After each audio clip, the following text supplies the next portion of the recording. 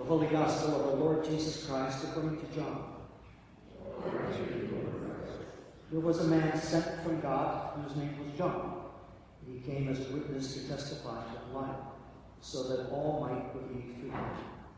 He himself was not the light, but he came to testify to the light. This is the testimony given by John when the Jews sent priests and Levites from Jerusalem to ask him, "Who are you?" He confessed and did not deny it, but confessed, "I am not the Messiah." And they asked him, "What then? Are you Elijah?" He said, "I am not." "Are you the prophet?" He said, "No." Then they said to him, "Who are you? Let us have an answer for those who sent us.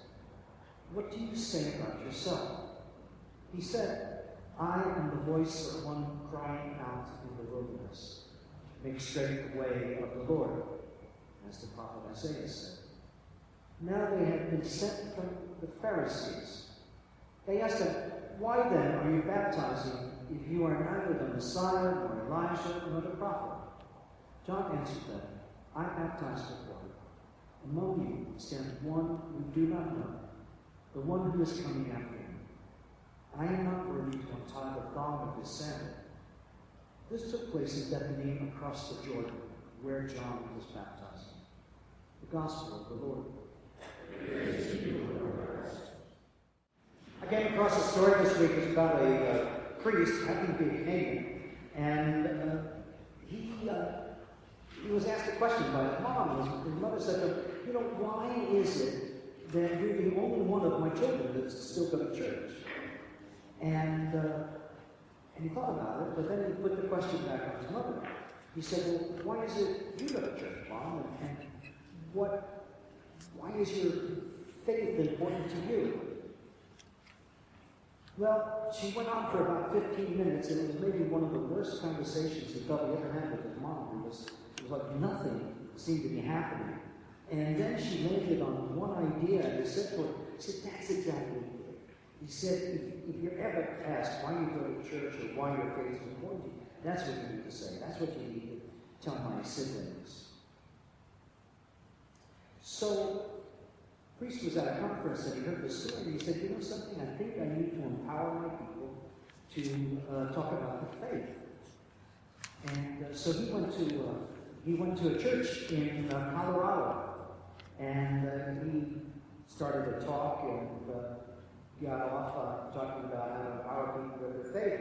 And a couple was walking out, and a man came up to him and said, "I like what you did this morning." He said, "You see that gal over there?" Because, yeah.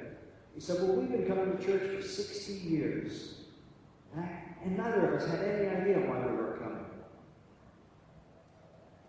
So, why this is relevant today is we have John the Baptist, who, for sake of the pet word, is a pointer.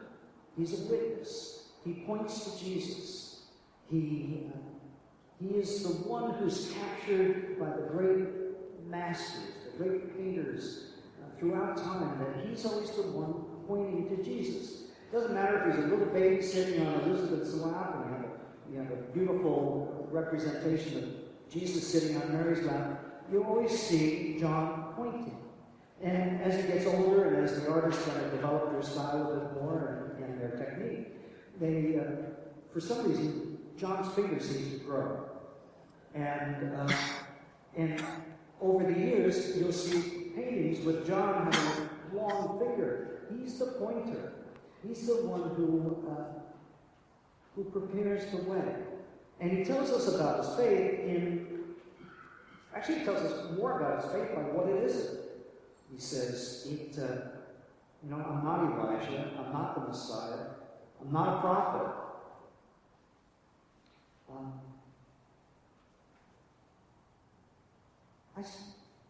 I can see what this person was trying to get to. It's the idea about talking about our faith, that if we could talk about our faith without getting in somebody's face, if we could talk about our faith with the comfort that we have, talking about our favorite sports team, or maybe a political candidate, or issue, or cause, or something that we feel deeply about, if we could talk about our faith in that way, that would be a good thing. And what a place to practice it in church or coffee hours, and to kind of get a better idea of who we are. I mean, if we can't talk about it here, it's going to be really hard talking about it with family and friends and co-workers. I paused to kind of think about my faith a bit this week, and I realized that if I don't say my prayers in the morning, I feel like I have hypoglycemia. I do. I feel like I had a sugar drop, and I'm just not right in my body. And you know, there are days that just kind of start, but I have to stop and kind of push the reset button and get right in this space. Otherwise, I'm way off. And way off for me means like living, you know, in the past, kind of fretting something that happened yesterday or some other time back there, and or way in the future, just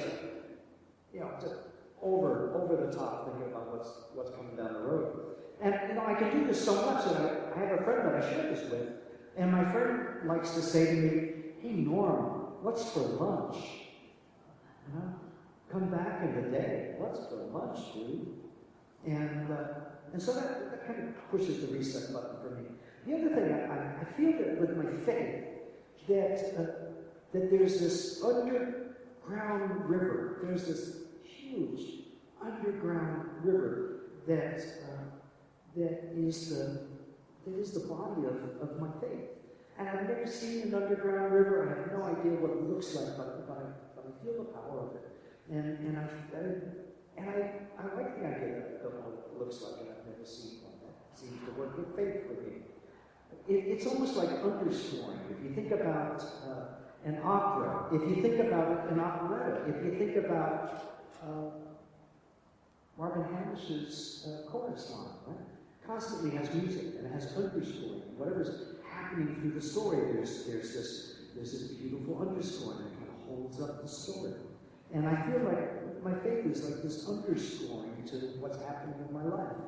And I feel enormous gratitude. I have far more than I ever dreamed. I have things that have happened in my life that I couldn't even have made them up if I tried to, think this stuff through.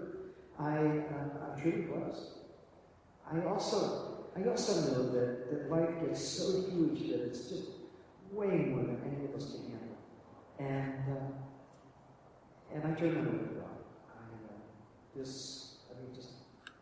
I can't. I can't. And I turn it to God. And I assume that I try to turn it all over to God because I don't want to be God. I have no desire to do that. So that helped me a little bit to think about it. But then, I was thinking about John the Baptist again. Then I realized John the Baptist wasn't a priest. We have no evidence that he was a priest. He was a layperson. And we celebrate him this day. We celebrate him as a witness. And we celebrate him as a witness who had no theological language, who didn't have a grounding in education for being able to speak about these things. And if anything, he said more about what he wasn't than what he was, and more about what he wasn't than even what he believed. And I think that should encourage us. I think that should encourage us to maybe step out and talk about our faith.